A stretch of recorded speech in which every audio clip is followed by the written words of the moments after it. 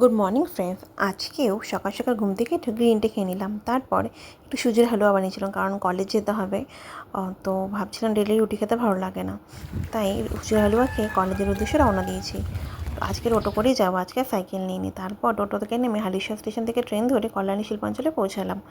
আর এটা হচ্ছে আমাদের কলেজ। দেখো আজকে পরিবেশটা কি সুন্দর ছিল, চারিদিকটা দেখতে ভালোই লাগছিলো দেখতে। এই যে আমরা ওটা সামনের গেট আর এটা পিছনের গেট, আমরা বেশিরভাগ পিছনের গেট দিয়ে ঢুকি। তো আজকে সেরকম ঢুকছিলাম, তো ঢুকতে গিয়ে একটা জিনিস চোখে পড়লো, তোমাদের সেটা শেয়ার করে। এখানে একটা দেখো বেল গাছ লাগিয়েছে, বেশি দিন হয়নি বেল গাছটা, প্রায় 4-5 মাস হতো। তাদের দেখো কতগুলো বেল হয়েছে, প্রায় 3-4টা বেল হয়েছে। আর চারিদিকে কি সুন্দর সুন্দর ফুলের গাছ। দেখো আমাদের কলেজটা খুব সুন্দর করে সাজানো, প্রচুর গাছ আছে, রাজহাঁস আছে। তো বাড়ি এসে দেখি একটা পার্সেল এসেছে। তো কী পার্সেল দেখতে সেটা তোমাদের সাথে শেয়ার করি। আমি ফ্লিপকার্ট থেকে 1 সপ্তাহ আগে চিয়া সিডস অর্ডার করেছিলাম 500 গ্রাম। এটা পড়েছিল আমার ওই 250 টাকা মতো।